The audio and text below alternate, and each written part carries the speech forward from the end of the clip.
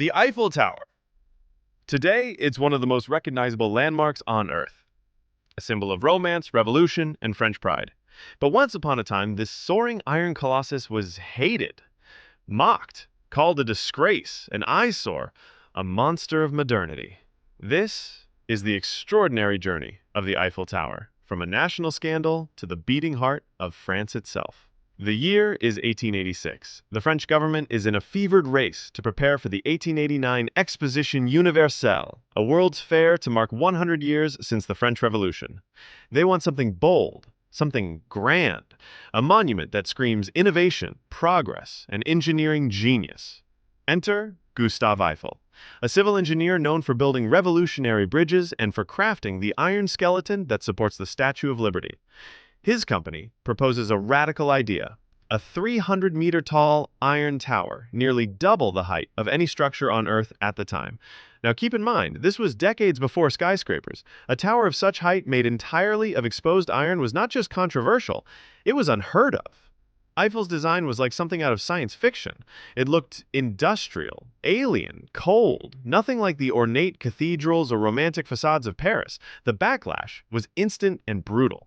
In February 1887, a letter titled "Protest Against the Tower of Mr. Eiffel" was published in the Parisian newspaper Le Temps, signed by more than 300 of France's leading artists, writers, and architects, including names like Alexandre Dumas Jr. and Guy de Maupassant.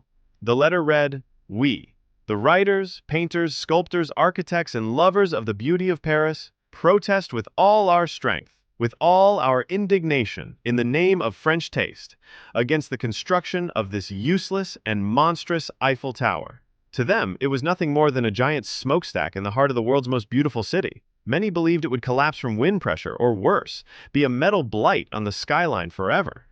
But Eiffel? He was unfazed. He fought back in public speeches and scientific journals. He argued that the tower was not only beautiful in its structure, but also a feat of precision engineering. He designed the curves to minimize wind resistance, and every single one of the 18,038 individual iron pieces was calculated and riveted with purpose. It would be strong, elegant, efficient, and he reminded critics that Gothic cathedrals were once seen as ugly too, until time proved their glory. Construction began in January 1887, and for 2 years, Parisians watched as the skeletal form rose above the Champ de Mars. As it grew, curiosity replaced outrage for many. Workers assembled the iron girders with mind-boggling precision. There were no cranes, just manpower, ingenuity, and sheer courage. Only one worker died in the process, an almost unheard-of safety record at the time. Now please give this video a thumbs up if you find it informative, and don't forget to subscribe if you haven't. When it opened in March 1889, it was the tallest structure ever built by human hands. 300 meters tall, dominating the Paris skyline. Millions came to see it. At the Exposition Universelle, the Eiffel Tower became the main attraction. People waited hours to climb it. But even then, many Parisians still hated it.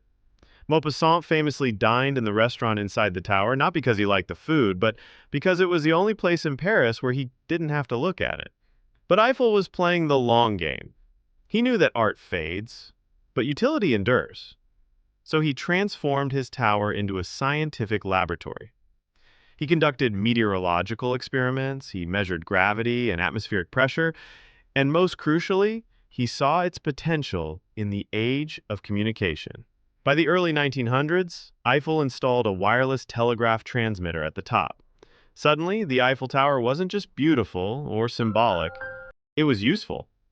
And then came World War I.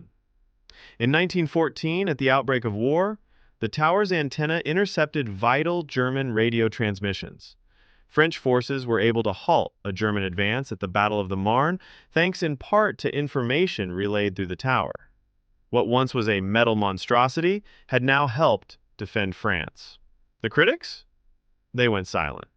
In 1925, the tower was used in the first public radio broadcast in France.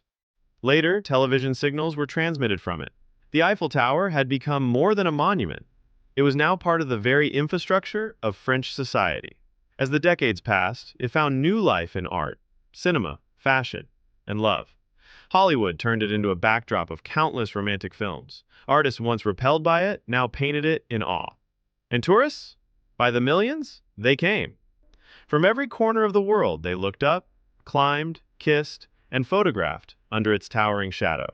The tower that was once supposed to be dismantled in 1909 now stands as a timeless symbol of Paris, of human innovation, and of the power of not giving up on your vision.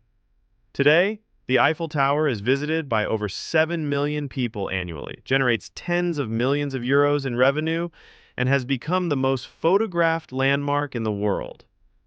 But perhaps more impressive than its height or its fame is the legacy of how it overcame hatred. Let this story remind you, sometimes the world won't understand your ideas. Sometimes your dreams will be called foolish, ugly, even monstrous. But if you believe in them, if you build them with purpose, they may just become the next icon of history. Every masterpiece was once a mistake in someone's eyes. Keep building.